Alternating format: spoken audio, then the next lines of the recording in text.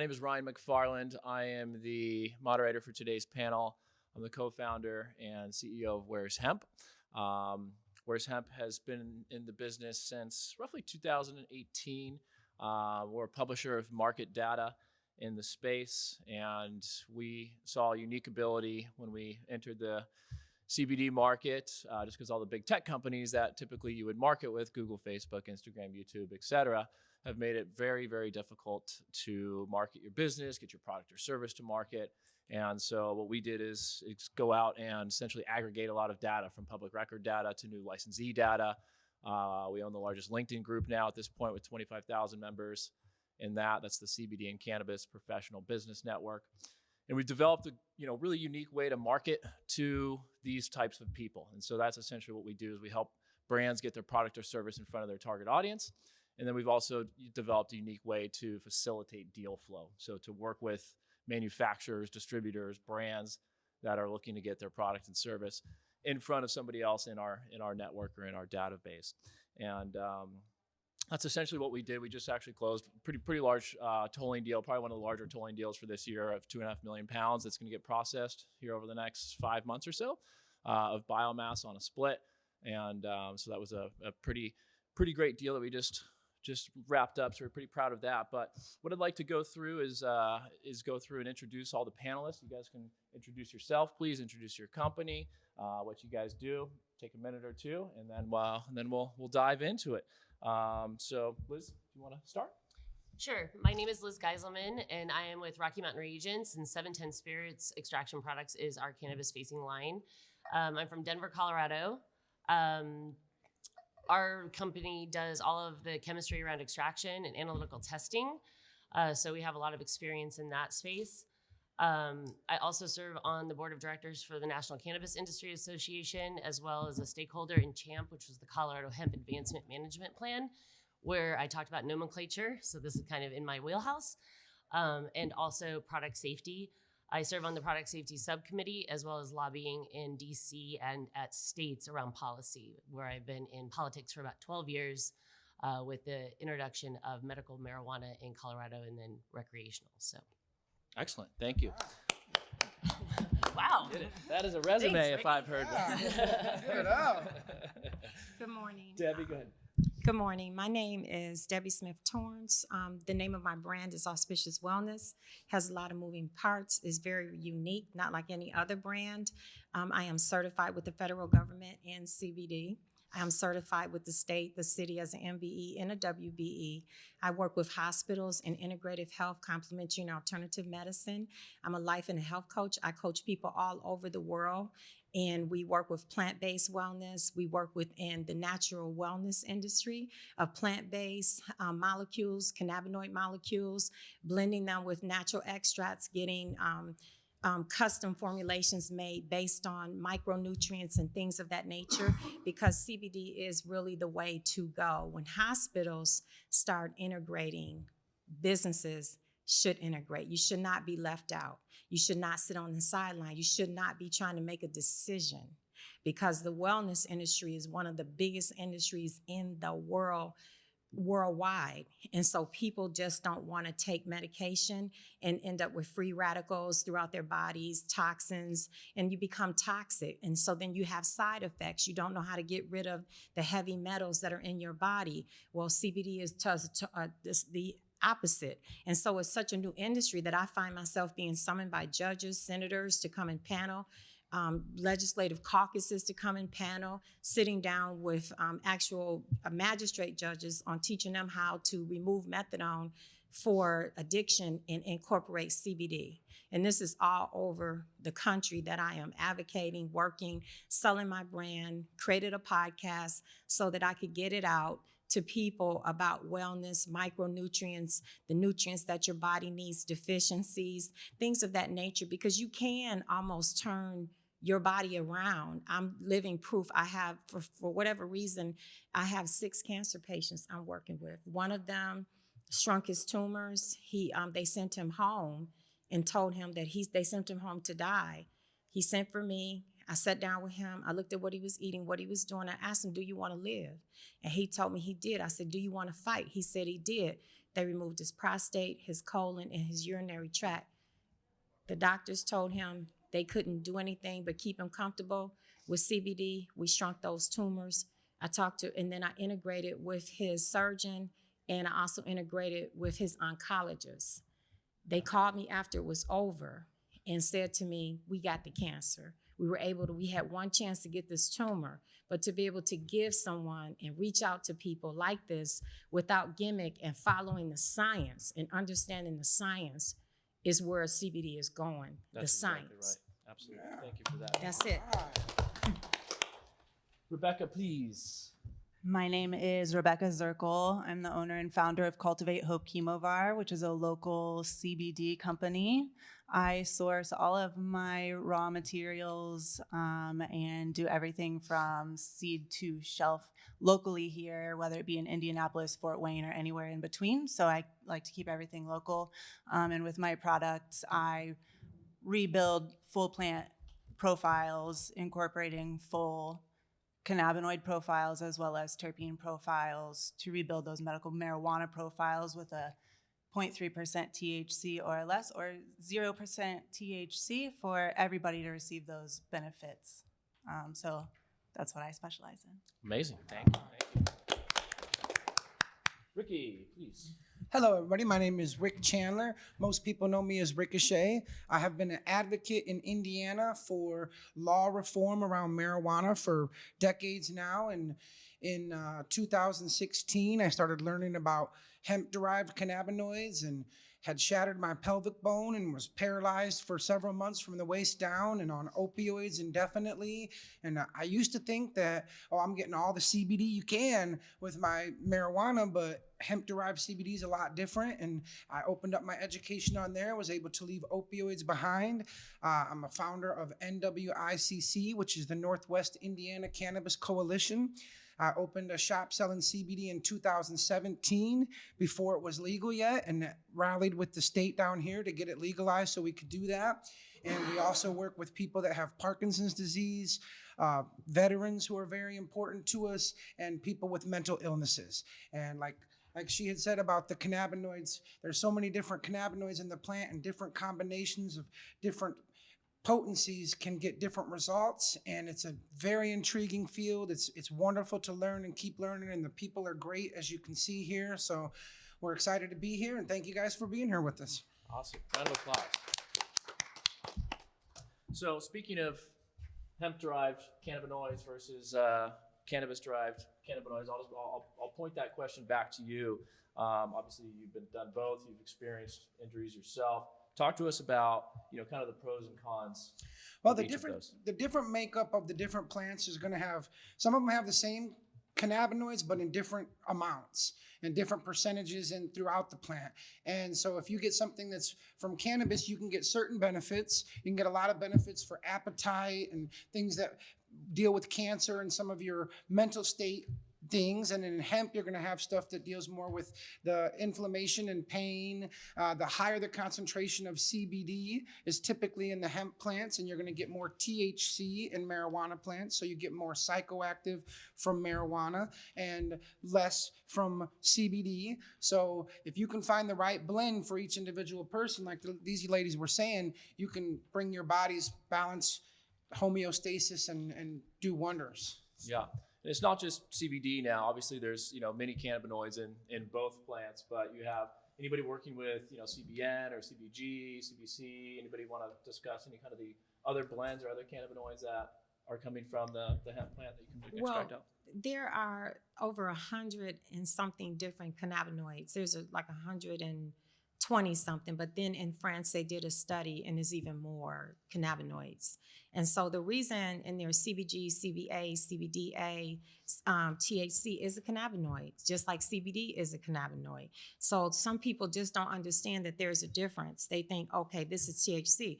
But the reason why the reason why whole plant, that means full spectrum in your CBD, that's more beneficial to you because you have all the cannabinoids, that the plant is really undisturbed, and at that point the oil is just extracted from the plant, so it's undisturbed. But when you go in there and start pixing around and disturbing stuff. Well, don't expect to say, okay, I'm driving a Mercedes today and I want all the benefits of the Mercedes, but I'm driving a Volkswagen. That's the way to break it down. So you get more benefits if you stay with the whole plant. And so we try not to commercialize it and say CBA, CBG, CBN, because you're just getting what that cannabinoid does, that one cannabinoid. So if you're going to get the benefit of one cannabinoid, why not buy the whole plant in its actual state and get all the cannabinoids so you can get all the benefits? And so that's the reason why we say it like that. Yeah, and there's a good study called the entourage effect. If anybody hasn't seen that, go and look at the entourage effect of whole plant versus, isolate based, things like that. And as it works together, it ends up working better for your body. But Liz, talk to us a little bit about, some of the legal aspects of, hemp derived versus cannabis derived. What are you seeing in the legal aspects of those?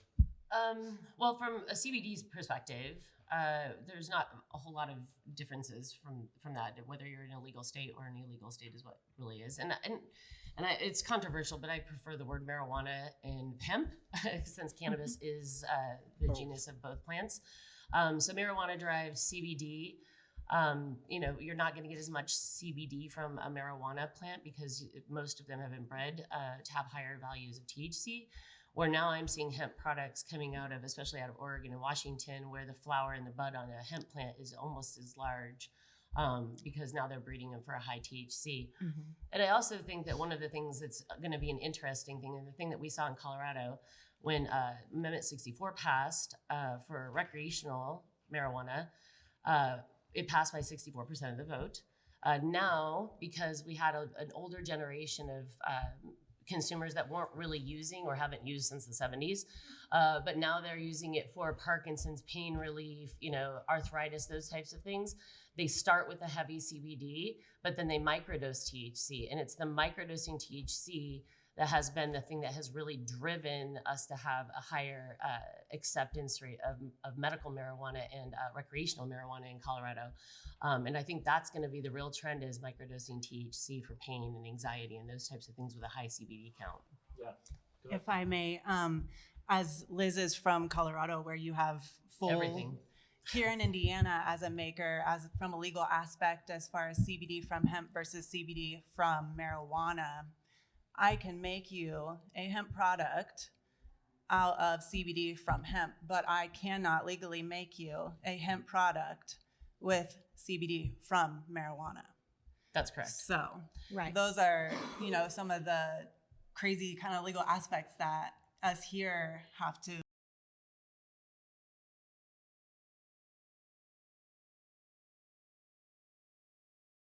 As we know, hemp plants are bioaccumulators, so they're going to suck up everything in the ground. So when you're using this ton of hemp product to excrete this smaller amount of CBD, you're super concentrating anything bad that was in the ground that came up into it. So that's where we come into troubles with needing that testing and making sure that it's grown here rather than somewhere like China, where you have all these things in the ground that aren't necessarily tested for.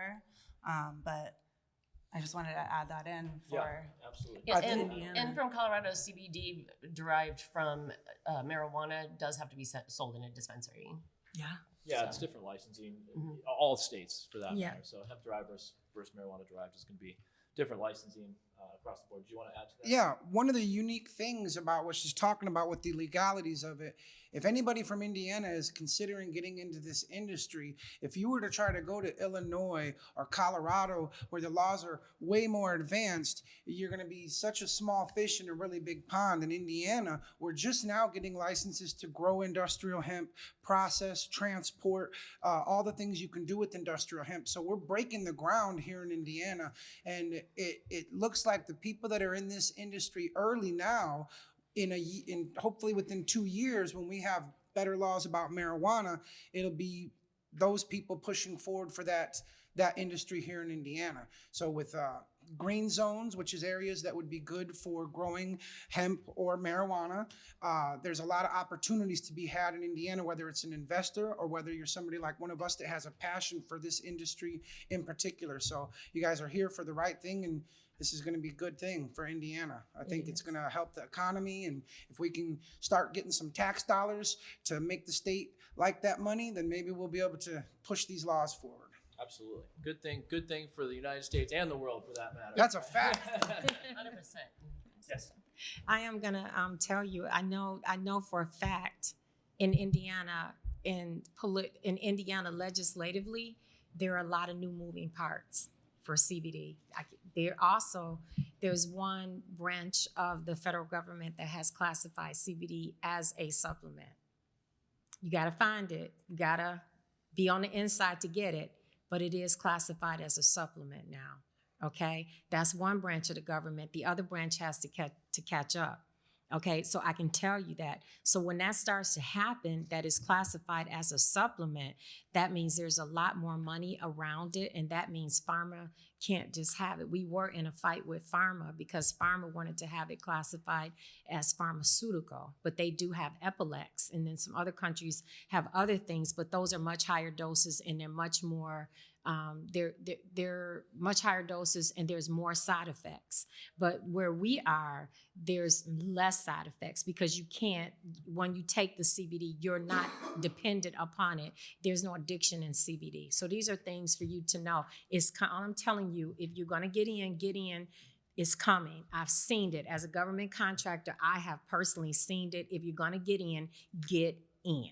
And if I could add to that, a lot of you may know that our bodies have an endocannabinoid system that's producing cannabidiol naturally all the time. So our bodies naturally produce that. That's when it's called an endocannabinoid. And when it comes from a plant, it's going to be a phytocannabinoid.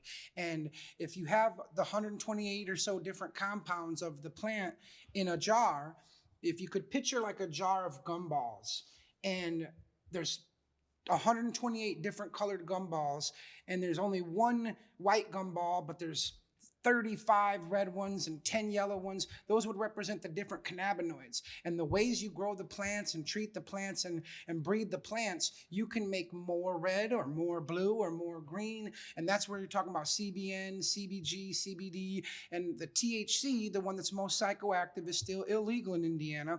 But we have broke ground to get Delta 8 tetrahydrocannabinol legalized here. So we are moving in the right direction. That's one of the psychoactive compounds. So for people that are looking for mental relief or even recreational benefits, you can get that in Indiana with Delta 8. So that's something to keep in mind.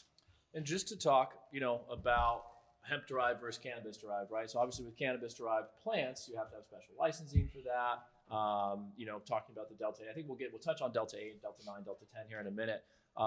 Let's talk about the price differences of each though. Liz, you guys have both. That's not my market. I'm on the extraction side. So those guys know better than I do. Gotcha. So there's the broad spectrum. Broad spectrum doesn't have any THC in it. So like say if somebody works for the city or government job and they can't have any THC, so then you get the broad spectrum. So they've extracted the THC out of it. It is cheaper. The full spectrum is the most expensive. Then you've got you got your carrier oil, MTC, then you've got hemp seed, and then you got hemp extract. Hemp seed is the most potent one because that's the seed of the plant. So it's more potent than any of it, where you get more benefits from it. So it's going to cost the most. Broad spectrum means that it's just CBD isolate. It's isolated. Like we've taken everything out of the plant, and we're giving you CBD. With just the THC removed. The THC removed, but they still call it. We have to label it as labeling wise here. It has to be called broad spectrum, and then also is 0.3% THC is our state regulation. As long as your lab has it tested and it's under 0.3%, that bottle is fully legal, but it must be in a QR code on the label. Yeah. And one way that I relate to my customers, if you think of it as full spectrum, you're getting the full variety of the cannabinoids.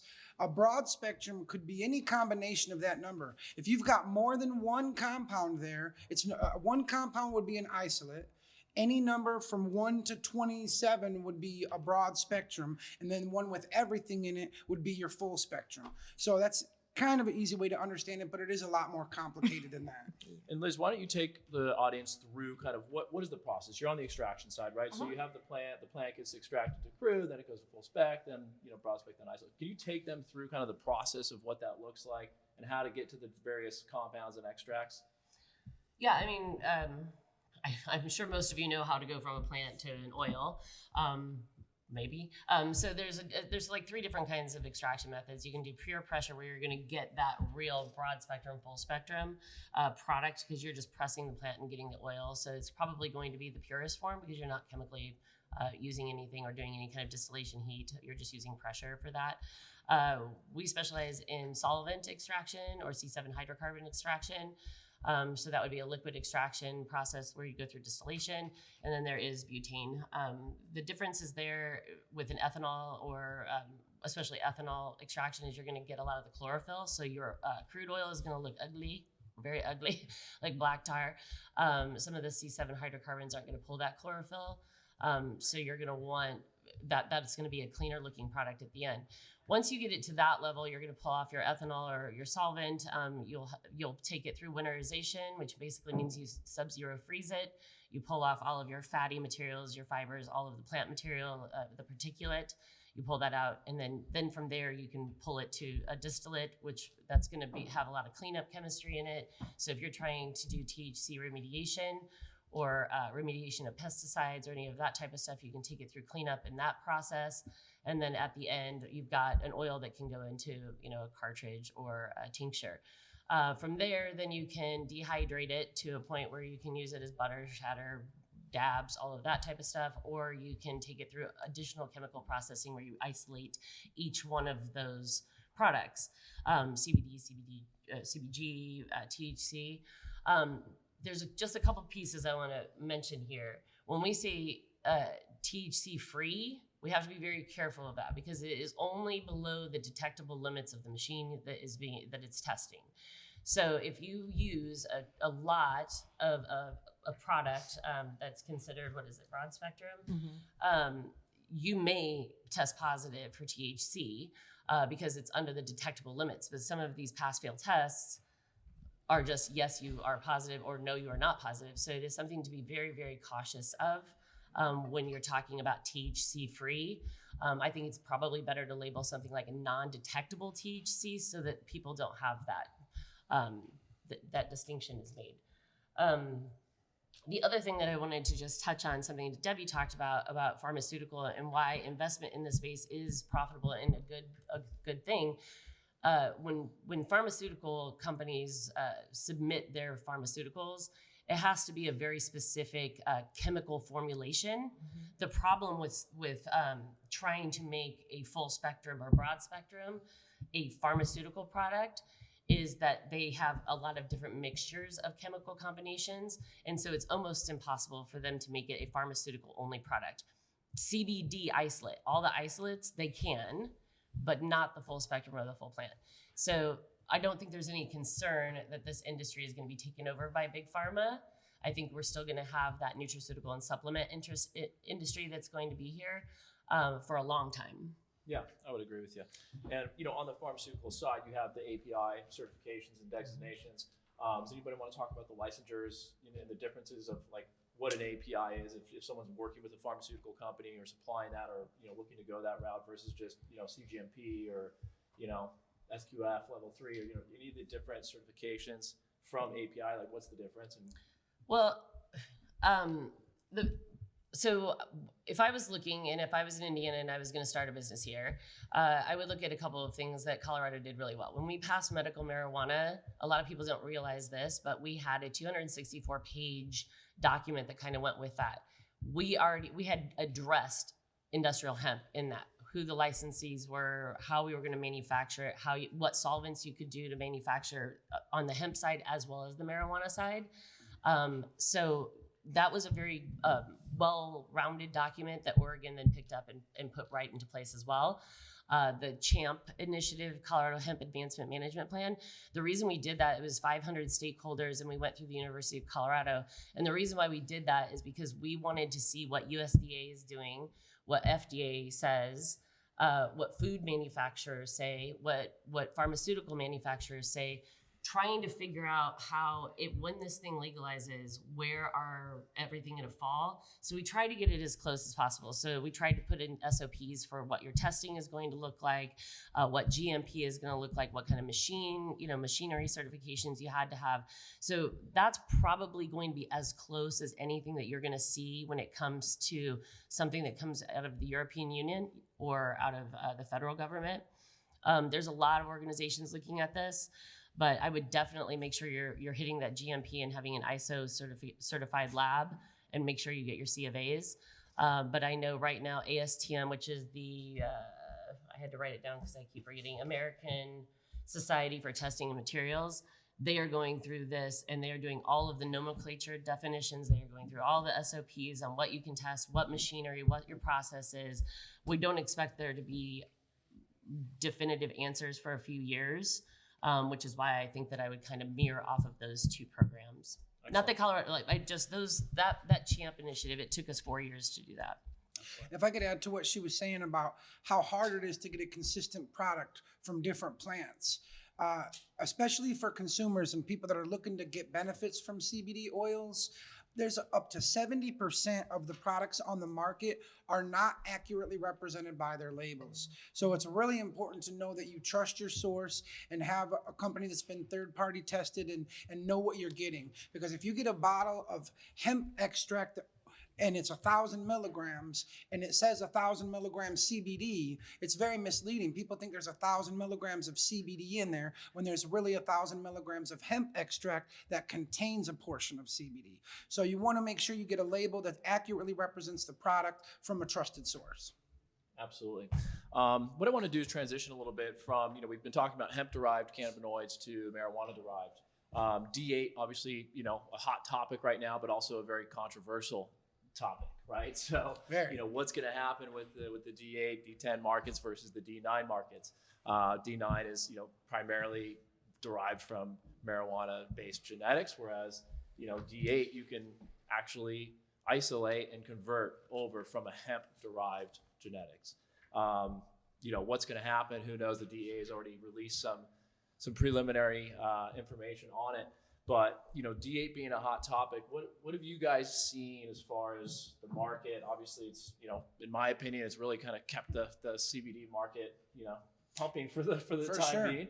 But, what's the future of D8? Let's talk. Does anybody have a D8 pipeline? I got a little information on it. She may have more, but as far as for Indiana goes, they're talking about banning the Delta 8, but there are people that are advocating for it to be legal. And I look at it as Delta 8 is a step in the right direction. The closer we can get to that Delta 9, the closer we can get to medical marijuana.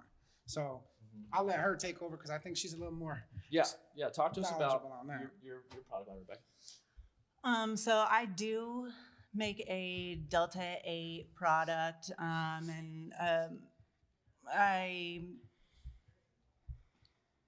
made it when Delta 8 was kind of coming out hot, right? I feel like from a producer standpoint, when Delta 8 kind of hit here, it picked us back up on our feet, right? Like I can only CBD so long, you know what I'm saying? So from a producer standpoint, the Delta 8 as well as Delta 10 is making available these advancements for us to continue to grow our business, especially in these really tough times. At the same time, Delta 8, I think, is fleeting. I think all of these extra THCs are fleeting. I think that they'll all go away. So while it's here, I think we should enjoy it. I have mixed feelings on it. I personally enjoy it very much. That's why I make it. I don't make any products that I don't myself love. So I did a equal mixture, 50-50 ratio of my full spectrum product plus D8. So you're getting essentially a full plant extract there. Keep in mind it has been rebuilt with the hemp plant and the D8 and the terpenes, but it's rebuilding it back into there. The only kind of questionable thing that's there is how we make Delta 8 and Delta 10, how Delta 10 was discovered in the first place, but that's Super why we elusive. have It was so very scary. elusive. It was from the wildfires in California. They found crystals in the extract. Am I right here? I believe so. Whether that's true or not, we don't know. But that's why, we're thankful. People like me are thankful to have, people like these that help produce things like that in a safe manner. So that way it's safe for me to make and I can feel comfortable giving it to you guys. But yeah, does anybody else have, as far as, let's talk legalities of Delta 8, like what's the prediction and how long do you think we have to run with Delta 8 at this point? For any of you guys that don't know, Delta 8 is just another psychoactive component, similar to Delta 9, just not as much. So, but talk to us a little bit about some of the regulations and your predictions. So I was on a subcommittee last week or this week. I don't know. All my weeks are blending together now. With the Product Safety for National Cannabis Industry Association. And if you're not familiar with that organization, we are just trying to get federal laws passed. So we've got safe banking up in the Senate right now. We've got 280E, which is basically allowing cannabis companies in legal states to have the same tax protections and tax freedoms as other companies. And then, of course, there's the MORE Act, which would deschedule. So those are the three things that we're working on very diligently. Delta 8, Delta 9, and Delta 10, well, Delta 8 and Delta 10 specifically might be problematic for the Farm Bill specifically, just because it was always intended to just kind of be the CBD piece. And now that they're converting it into this, it could have ramifications on the federal level of pulling back some of the regulations from the Farm Bill. So from that perspective, it could set us back federally, which makes me a little nervous. And then also the DEA says that all synthetically derived tetrahydrocannabinols remain a Schedule 1 controlled substance. That's right. The only problem is that they have not defined synthetically derived, those two words, because everything gets into like the syntax, right? So if they come out with what that means, this will immediately go to a Schedule 1 product. Yeah. So that's going to be where, write it while you can, I guess. But I think it's probably better to really push for medical, if each state can get get medical marijuana, then we're not trying to mess around with all this stuff and trying to derive this. It also makes me nervous from a chemical standpoint, just because in the early days in Colorado, I went into some of these, basically garages, and these are not places that you'd ever want to eat anything out of. And when you're talking about Delta 8 and Delta 10, they're taking CBD and they're acidifying it with hydrochloric acid. That's right. I don't want to eat hydrochloric acid. So, I mean, I know that that you're not really getting a whole lot of consumable products in there. Hydrochloric acid's in our stomach. But, I mean, you don't know where that hydrochloric has been. Is it food grade? Is it USP grade? Are they following all of these GMP laws? Probably not, if we're kind of running on that. So, I mean, I hate to be a little controversial there. So I'd say run it while you can. But if they define synthetically derived, they shut you down. And if you have it, now you're in trouble. Yeah. So that would be my only tales of caution. From the federal side, we are pushing like crazy to get some of these things going. I think we'll see safe banking very quickly. But and I think 280E will pass. More is a very, very complicated. And if anybody wants to go have a beer later and talk about federal legalities, it's one of my favorite topics. And it is one of the most complicated things that I've worked on. And all I do in politics now is marijuana policy. So that would be what I would say about it. God, no, it's super helpful. Very. Can very I just add? I think we can all agree that the making of these like Delta 8s, Delta 10s, saying Delta 8 is more of an indica, Delta 10 is more of a sativa, things like this is all going to go away once we have that legalization. These things that are being concentrated and the products that we're using like this, they might be great, but they are fleeting, and we don't necessarily need to have that human interaction with the plant to evolve these specific things when we can actually just find the correct strain, and that's actually there already for everybody in the plant. So like she said, things can go away very quickly. And from my point of view, from a maker's standpoint, once we get that medical marijuana, everything legalized everywhere, we won't even need these things. Well, exactly. And I think that we get, early on in the legal cannabis market in California, there's a lot of chemical cowboys out there. Let's just face facts. And I like experiment as much as anybody else, but when you have a lot of these chemical kind of cowboys, that's how vitamin E acetate got added to these vape products. It was off of a message board in California with some OGs doing some crazy chemistry. And it ended up killing 68 people nationally. So these are things that, it's as we continue to make things illegal or try to push into these different areas, the unintended consequences are almost impossible to recognize. On a state level, for Indiana, I know a little more about than the federal, but the federal is very important. But once the federal laws are passed, states still have their own laws to make about it. And in Indiana, we've had it go back and forth over the smokable hemp flower several times. I even got arrested and went to jail and had to bond out for possession of marijuana that was actually industrial hemp flower. So we're trying to get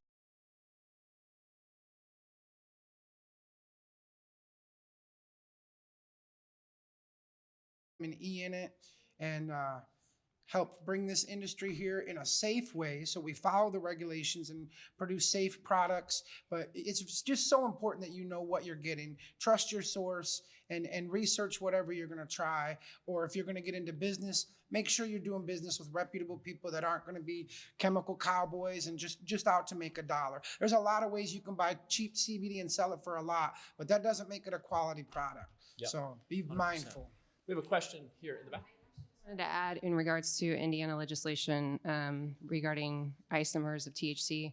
So last year, interestingly enough, they defined as Schedule 1 all THC isomers regardless of how it's derived. So I think they're setting the platform for a Delta 8 ban. Mm-hmm. This year, currently, SB 197 is a criminal law bill that is sitting, I believe, on the Senate floor. There was an amendment written in to redefine industrial hemp in Indiana to take out Delta 9. So it's any tetrahydrocannabinol. So we are fighting that bill. And I think even if that passes, it won't technically be enforced until they figure out how to navigate the federal level. So all of these things are happening, I believe, leading up to a ban. That's my assumption. Seems pretty like the writing's on the wall for that. So that's where we are in Indiana. Everybody would agree with you that the writing is certainly on the wall. It's happening. And that just brings to the point again, Indiana, you're talking about ground level. You want to get in a business on a ground level. In Indiana, it's the ground level. You're not going to find a better opportunity to get into something new than this industry in Indiana right now. So makes sense. Let's switch over to some terpenes. You were talking about, hemp derived flower, smokable flower. Obviously, it's a big market across the U.S. and the world for that matter. Obviously some people are spraying their flower with D8, and that's, the competition to a lot of the dispensaries. I know in California, a lot of the dispensaries hate D8 because, it's the people who are spraying their hemp flower and getting almost the same product for a third of the price, right? So, it's obviously affecting a lot of the dispensaries. And so, I'm sure they're advocating against it, as well as probably Colorado as well. So just kind of depends on the market that you're in. But, from the hemp derived smokable flower side, what are some, terpenes that you're putting? Are you working anything with smokable flower? How are you working with terpenes in your product lines, and what are you seeing out there? I personally am not working in smokable flower because here in Indiana, smokable flower is in fact illegal, hemp flower. So terpene wise, although hemp is not rich in terpenes, there are some strains of hemp that does have a lot to offer. A lot of the strains that we did have around here when it was legal were like cherry strains, so cherry bombs and these different things. So they did have their own unique terpene profiles, but we know that hemp does create a lot of CBD, but it's not super rich in actual chemical compounds. So terpene wise, when I deal in terpenes, you can get a terpene from a cannabis plant or a mango or a coniferous pine tree or a rock or an ant or lavender. Okay. And it's the same molecule. It's the same as when you get CBD from a hemp plant or a marijuana plant. It's the same chemical structure, okay? It's the same exact thing. So whether it be from hemp or other plants or marijuana, those terpenes are gonna be all the same, but you can distill those in really nice ways, steam distillation, and use those to identify exactly which terpenes you need to fight your ailment. And you can almost pinpoint, if you find someone like me who specializes in something of the such, that can help you really determine exactly which chemovar, which is the strain, it's the chemical variation of the compounds in there, can really help you with that. But finding those good quality, natural, organic terpenes is really key, because as we do with all other chemical cowboys, there are synthetic terpenes that can do you harm. So do your research. Debbie, did you want to add Yeah, to that? I did. Thank you. I'm from the other side of the spectrum. And so what we do is we blend natural extracts and natural supplements with CBD. And it's done in FDA registered facilities, GMP compliant, so that you can have more than just one effect.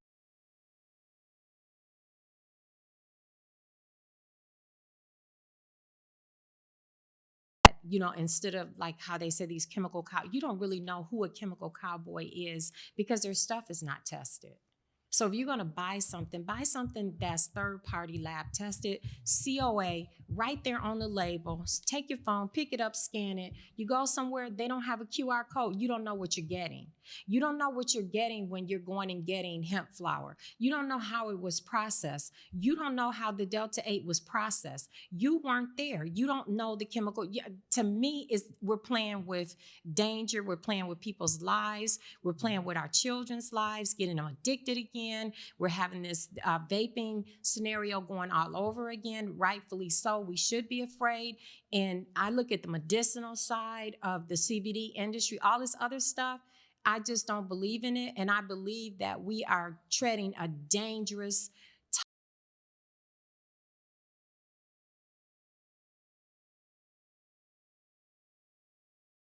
you're part of the problem.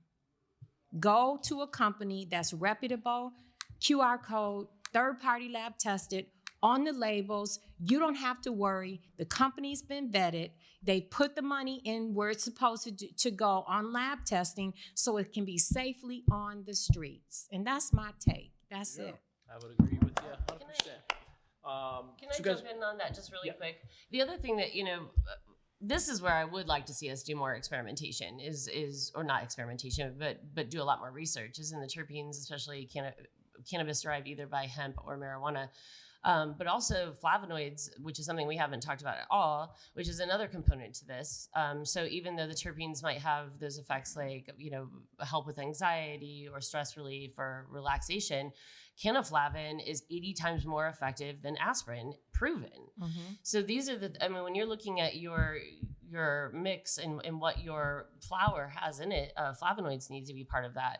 I just want to mention on the C of A thing, as you are in a new and emerging market, there are not good labs right now in probably Indiana that know how to really do this type of testing. Not true.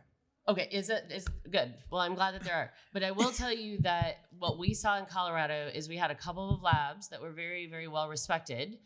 Somebody took a PDF maker and they made all of their own C of A's with this company's name on it, with the test results on it, changed the lot number.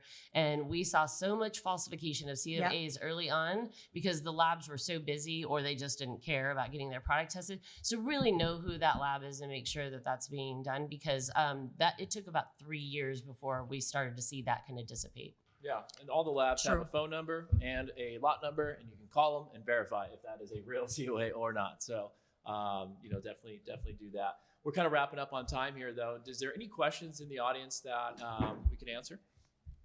Thank you. So I just want to kind of go further on the laboratories around here. So I've noticed that, especially with minor cannabinoids like Delta 8 and Delta 10, a lot of labs do not have separation for them. Yeah. And a lot of labs won't actually provide chromatograms showing the separation that they have. So I've noticed that a lot of people out here think that they are creating a clean Delta 8 distillate perchance, but it's not. I have an in-house laboratory testing for our extraction company that does very well at separating compounds. It's a convergence chromatography unit, so it's meant for pharma and separating out chiral compounds. And every single person that I vetted out their Delta 8 distillate, it actually comes in around 2 or 3% Delta 9. So what are your guys' thoughts on that, and how can we go forward with legislation on something like Delta 8 when people are not making a compliant Delta 8 distillate? I mean, we're seeing the same thing all over the place. I think you can send Delta 8 to 6 different labs and you're going to see 6 different results, you know, ranging heavily, you know, with, you know, probably 10, 20% variance in some cases. So, you know, a lot of the labs, they don't have the mechanism set up and you know, the correct procedures to test for it. But honestly, I think, somebody else can talk on the testing side of things, but my personal point is D9, D10, and D8 are all going to get lumped together soon enough, you know, but it's, you know, ride it while you can. But most of the stuff I think you're going to see is coming in hot on the Delta 8. Some of it could be compliant. There's labs that are testing compliant. I'm in California. You know, we see a lot of COAs coming in that show non-detect. But you can send it to 3 other labs and the other one's going to show it, you know, hot. So, well, and the problem is with Delta 8, it's not something you want to ship across state lines where you're going to have a laboratory like that, like ACS Labs, I know is testing really well for the different derivatives of Delta 8, Delta 9, Delta 10. They have a very a solid SOP on it. But if you send your Delta 8 across state lines, it's going to be, I mean, with your pass fail is this THC, it's going to fail, and then you're federally going to be culpable. So There is a testing lab here in Carmel that's, I don't want to misspeak, but I was referred to them because they had special equipment for such correct testing that separates it from the Delta 9.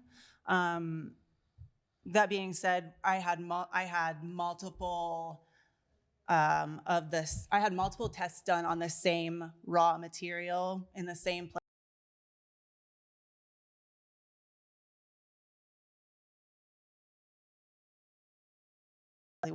Exactly what my Delta 8 was versus the rest of my cannabinoids. And I was thankful that somewhere local that I didn't have to send over state lines offered something that was such highly spoke of by our local area. And the only thing I'd like to add to that as an entrepreneur is that's an opportunity. If there's not labs doing that here effectively in Indiana, that's what we need, and that's where there's an opportunity. I agree. 100%. If I may say something, we test with CannaSafe, and CannaSafe was featured in Forbes magazine as one of the #1 labs in the country. We do have to send our tinctures out, and we do have to send them out of state to get them tested, but at least we know that they're compliant and they have all the certifications they're supposed to have. Some labs will run a lab test today, and it'll be different from the same sample tomorrow because their machines are not calibrated to the effect that they need to be calibrated at. So they're giving you different lab results. Also, the federal government put out an RFP that one of the CannaSafe, I've been speaking to them about moving a lab here in Indiana, and they're speaking to me about it coming here because, you know, I need them to come. And so anyway, to have a branch here to bring the testing because they're one of the best in the country, and we need that in Indiana. We need it. We need stewardship, I would say. And then, Oh, sorry. I just want to mention one more thing when we're talking about this.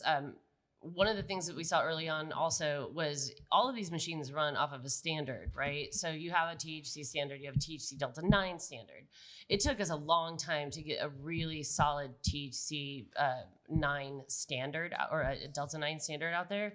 So my question would be, to your point, where's the standard coming from? Because they have to standardize against something. And if this is such a new product, how do you have standard products out there to standardize against? So that would be my question, who's manufacturing that, which is, again, another opportunity. As Ricky, I like Ricky and all his opportunities. Ground floor. That's right. Everyone here's a business owner. So we probably take one more question if anybody has another question out there. Otherwise, we will wrap and be good. Awesome. Well, thank you guys for attending. Thank you for the panelists.